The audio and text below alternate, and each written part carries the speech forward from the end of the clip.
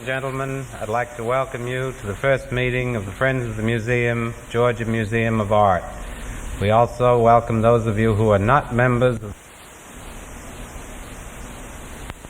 You all, good evening, and thank you for coming to this, the first, and I hope one of many annual meetings of the Friends of the Museum, Georgia Museum of Art. I'd like to welcome you as members. Anyone who's not a member, if Mrs. Holder has not caught you, I'll be out there to help her on the way out. We're glad to have you with us this evening and hope you'll continue to come to the meetings or take part in the activities of our organization. This organization really stems from the thoughts of many of us about the museum, particularly Mrs. Agee, myself, the Griffiths, and many others whom I can't mention at this time, who wanted to say in some way thank you first to the museum staff and what they have provided us with over the years, and particularly to Alfred Holbrook, who I'm sorry to say cannot be with us. He's recovering well in the hospital and should be out on Thursday, but we all owe a great deal to him. I think that what we have done is certainly one expression of our gratitude. We had in mind a support organization for the museum then, a second purpose, that of making people more aware of what is available already and can be available in our museum, and thirdly, an educational program, which certainly in the last few weeks has been one of the highlights.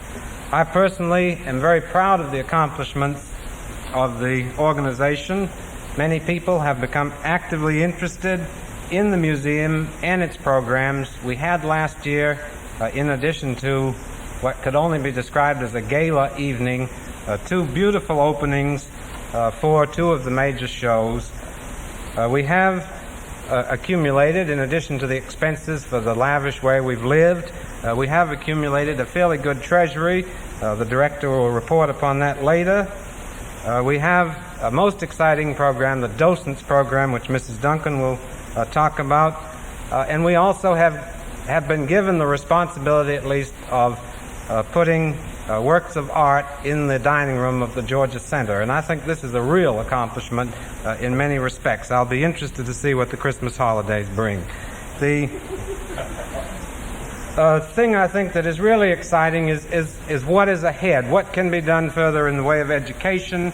How can we get the student body more actively interested in the organization? I'd like to see 10,000 or 20,000, whatever, students who are active members in the museum. Before I say a few other things about activities and we move on in the program, let me say first that this being the first business meeting, we have no secretary's report or none of the formalities. I will get to new business and give you a chance if you have anything to say, but it'll be a rather informal meeting. The next president will have a more arduous task. I want to thank some of the people who've done a tremendous amount of work during the last year. First, I'd like to thank Dr. Harry Neufeld for allowing us to use this beautiful building tonight for our first meeting. We're going to make him work even harder in the next year.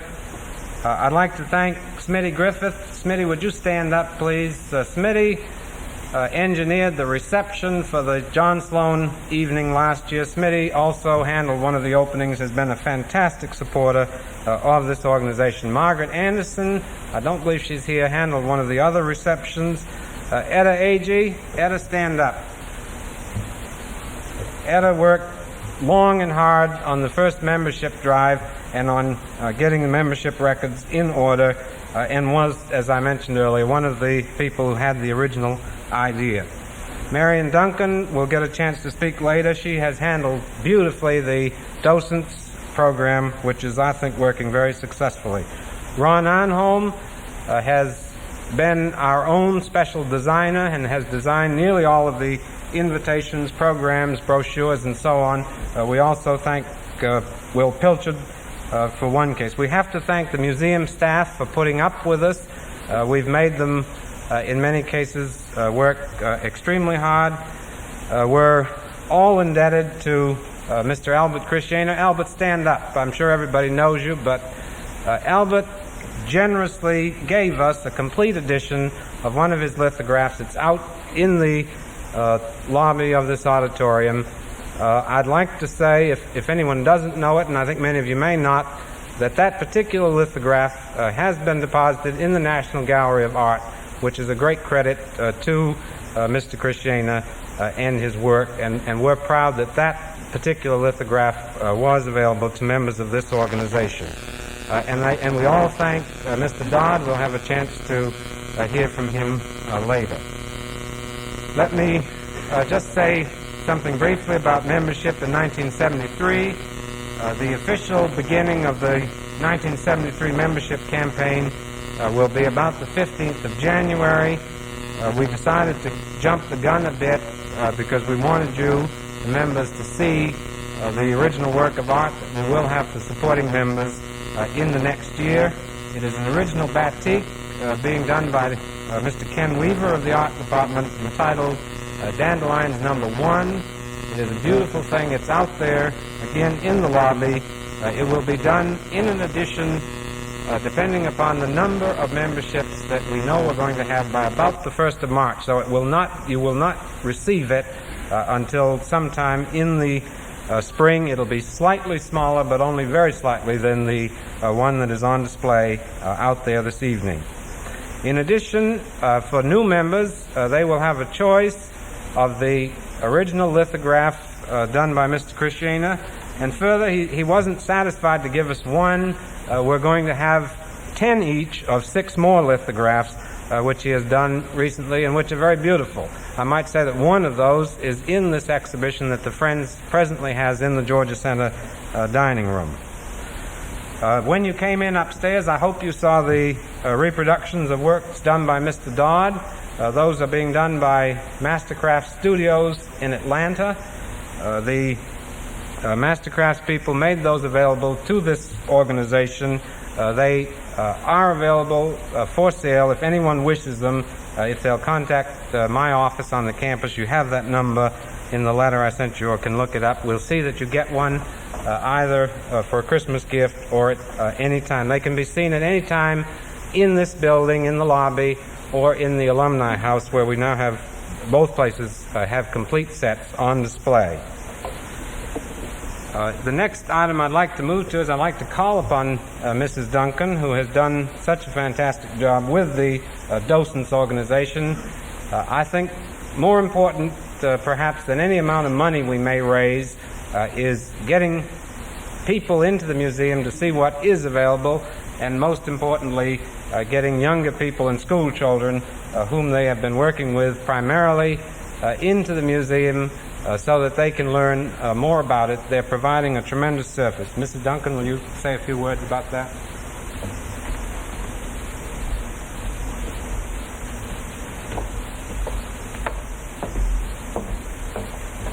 Our primary purpose is to conduct tours, and we have been frantically conducting tours the last month and a half. We not only conduct them, we plan them and coordinate them with these schools. We hope that ultimately we will be able to include organizations other than just the schools. But right now we are small and we lack expertise, and we operate only in the mornings, and so this will be our project for this year, to work with them. When a school calls us and makes a scheduled tour, we get in touch with the teacher and try to find out something about the level of the class that is coming, what they expect of the museum. Oddly enough, some expect dinosaurs, they tell us, and stuffed animals. And if we can, we go out to the school and talk to the students and give them some preparation. Then we meet them, take them through, usually for about 50 minutes. And when we say goodbye at the door, that's our last contact, unfortunately. We hope ultimately that we can have some sort of follow-up program, but just now we don't have the woman power. There are just 30 of us, and we're all women, and that is just a half and so. Not only have we had no men volunteer, we've had no men recommended to us. We would like to include men. We feel like this is a weakness in our organization. And if you have any to suggest, we would appreciate that. We have to have preparation naturally. And when we started in September. We're just 3 months old. We had a basic short course in art fundamentals for our members. We also have an ongoing program for our docents. Each time an exhibition goes up in the museum, we have 2 training courses, and each one lasts about 2 to 2.5 hours. At the first one, we get some sort of background on the exhibition. If it's a one-man show, we learn something biographical about the artist. We have a specialist come in, someone whose field is in that particular art form, to talk to us. On the second training session, we go into the exhibit, and we have someone, again, meet with us and take us through, explain some of the points about it and methods of presenting that particular exhibition to school children. We have, in the last month and a half, taken 500 school children through the museum.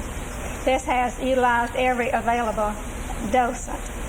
Within the next week, we have 5 more tours scheduled involving 185 children and 11 docents. We have arbitrarily halted any further tours for December for the simple reason we do not have the woman power to conduct them.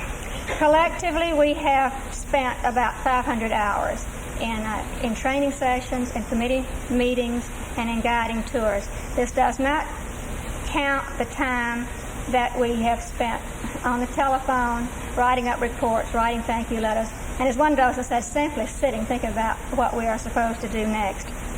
We, as you can gather from what I've said, we are in desperate need of more docents. There are 30 of us. We would like to have 60. Our original plan was to have basic training once a year and start a new class of docents. We have altered that, and we are going to have another basic training course beginning in January. It will probably be slightly different from our last one. I think we'll possibly study a text together. If any of you are interested in joining us, or if you know anyone who is interested in joining us, please give the names to any of us or to the membership chairman, Mrs. Frank Golly. Your background doesn't have to be in art if you have an interest in art. Many of us do not have those backgrounds. You do need to have time, though. It's very demanding in your time because we have been meeting at least once a week simply in training for 2 to 2.5 hours. And we think that each of us will be conducting at least 1 tour per week. But we do need all of the added qualified docents that we can get. While I have the floor, I would like for you to know what the museum staff has meant to us. We expected support, naturally, but it has certainly been above and beyond the call of duty. They have been available to us at all times. Every time we have intimated what we would like, it has been done. And we certainly could not be anywhere near the stage we're in now without their help. We've also had tremendous assistance from faculty members in the Department of Art and from the School of Journalism. They've given lectures for us and have consulted us in committee meetings, have donated literature. Also, we're grateful to the Friends for conceiving us. We hope we'll be a worthy offspring. I'd like to ask the other docents who are here, and I see many of them, to stand up and be recognized also. Lois and Barbara and on up through there. Will you just stand up, please? Lots of you.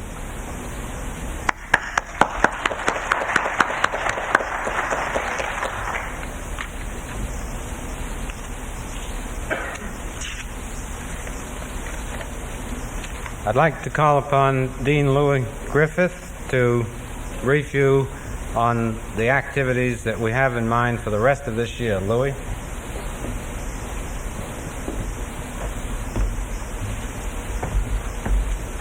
Thank you, Mel. We have ahead of us 2 outstanding events concerned with openings at the museum. On January the 14th, there will be a reception signaling the opening of 3 highly important collections: sculpture by George Colby and Nazi drawings by Mauritius Lesensky, and the complete graphic works of the German expressionist James Ensor. That, of course, will be a reception in the museum. And then in May, we'll have the Hopper collection, which will be opened with a special event on May the 5th. Mel, I suspect that we can only say some tentative things about that, can't we? We do plan to have an outstanding event connected with the opening of the Hopper show, but we have not been able at this point to determine specifically the place that will be held. We hope that the station will be involved with it, however. As you know, Hopper liked trains, and we think that the station would be an appropriate place to be involved with the museum at this particular time, but something on the order of the show that we and the events surrounding the show last year. And those are plans right now that are definitely scheduled for January the 14th and May the 5th. Thank you, Louis. Lastly, among the people I want to call on, the director of the museum, who handles all the money and will tell us how many members we have and what we've been doing with it and so on. Mr. Paul?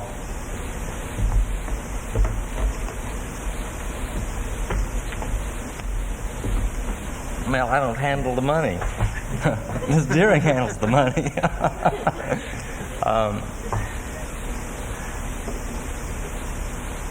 I don't know how to go about adequately thanking what I had hoped would be the Dirty Dozen of Athens. It turns out that it's just a couple, 7 couples involved, and not the Dirty Dozen at all.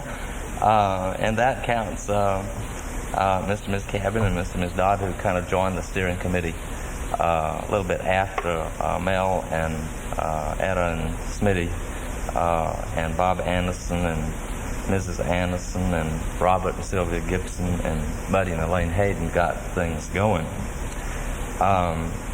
You have done a tremendous job as a steering committee, and Mel did such a good job that Dorothy and I bought a house right down the road from him. I think it's your fault. I'm also immensely grateful to the museum's staff for the things that it has done during the last several years, the last year in particular, to support the Friends of the Museum. You know, about a year ago, we had a dinner, and that celebrated Mr. Holbrook's 97th birthday, and he was 98 this past Sunday, and I spoke with him, and he sends his regards and love and affection, and he regrets very much that he is not with you this evening.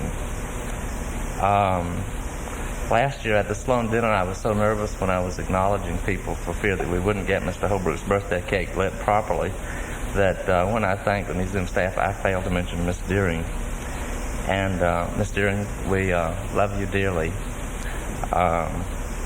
You've put in nearly 30 years of service at the University of Georgia, and that's an incredible record, and we thank you for it.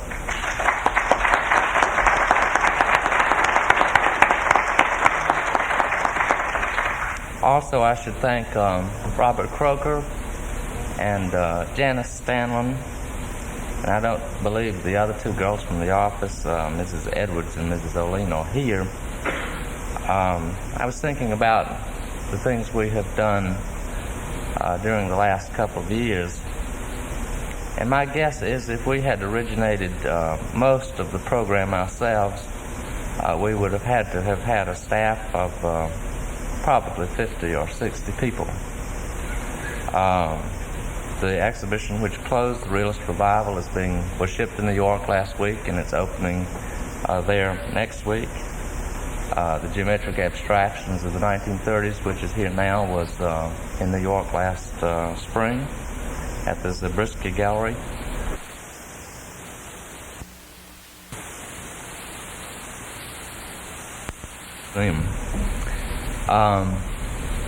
The Dirty Seven have managed to touch a good many people in Athens in a year's time. We counted 298 individual memberships in the community, which touches and includes 516 people who are friends of the museum. That is a rather incredible accomplishment in a year's time for a community the size of Athens, I think. From that, Mrs. Duncan has told you that 30 women have given without grumble, I'll say that, to the docent service. I'd like to call them Duncan's docents.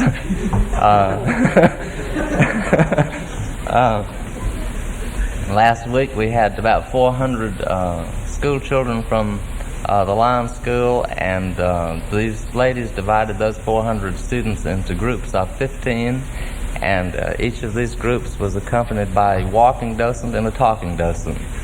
And they did not roller skate around on the floor, and I was just immensely relaxed to see this. As a matter of fact, I was so proud, Ms. Duncan, that I could just pop. I still do that, and I listened to you, and you did okay.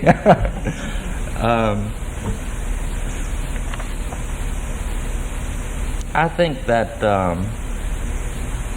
the real service of the Friends of the Museum, and I hope it will remain a central concern, is to generate interest and the kind of support which has been reported thus far.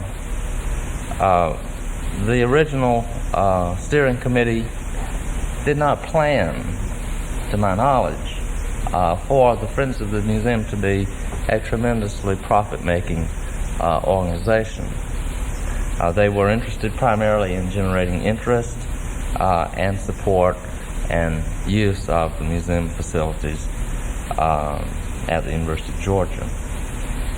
As a fruitful byproduct, however, we have discovered, and I'm always surprised by this, every time I ask Ms. Deering, I'm just totally surprised. It's like being born again. They have accumulated $7,823.38, which is absolutely marvelous. Thank you very much. I don't know what we're going to do with the money. We have, when we didn't have it, we had a lot of dreams and things we could use it for. But now that we have, we must be responsible and make sure that we are using it wisely. Perhaps we'll let it stay there for a while until it becomes a sizable amount of approximately $25,000, and then invest that and use the interest for special projects. On the other hand, we need a painting or two for the collection, and when we find something that seems like a good deal, it's hard to leave the money in the bank. We're awfully tempted to use it for purchases, which was one of the plans. I've been thinking recently, Mrs. Duncan and her group have done so well that maybe we ought to have a curator of education, and perhaps this money could be used to pay her salary, although I basically feel that support should come from another place. At the moment, we are leaving the money in the bank, and about once a week I ask Miss Deering if it's still there, and she reports that it's growing. In addition to these kinds of things, I believe there has been another splendid support of our program as a result of the Friends of the Museum and its activities.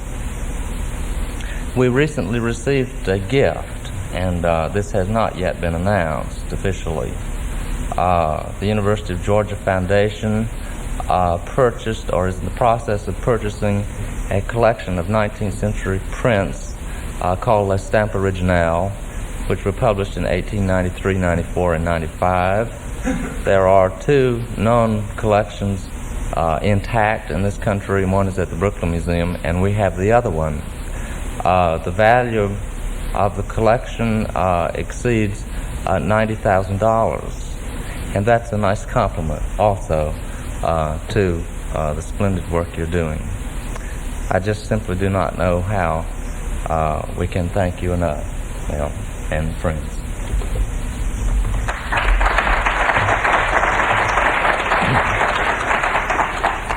Thank you, Bill, and we wouldn't have raised the money if we weren't sure that you'd use it wisely. The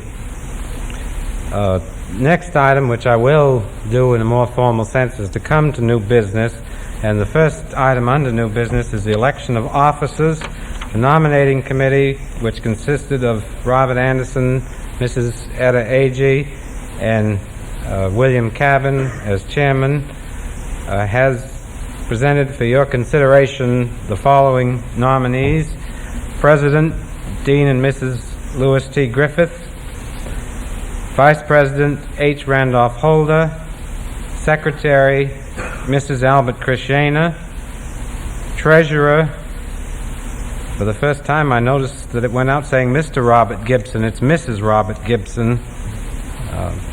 Representatives to the board, faculty, myself; students, Steve Harvey; alumni, Upshaw Bentley; and for the community, Harry Neufeld.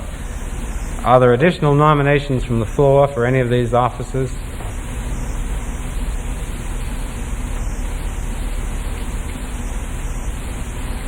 Dr. Dangle? I move the nominations be closed and the slate of officers nominated tonight. Is there a second to that?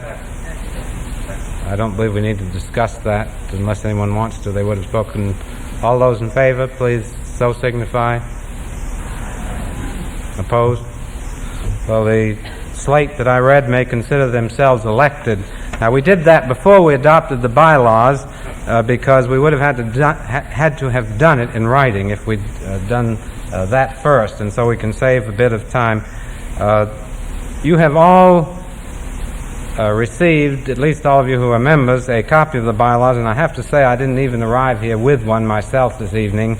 Are there any questions on those bylaws? Well, if not, and at least at first I'll entertain a motion that they be adopted as submitted to you. Is there a second?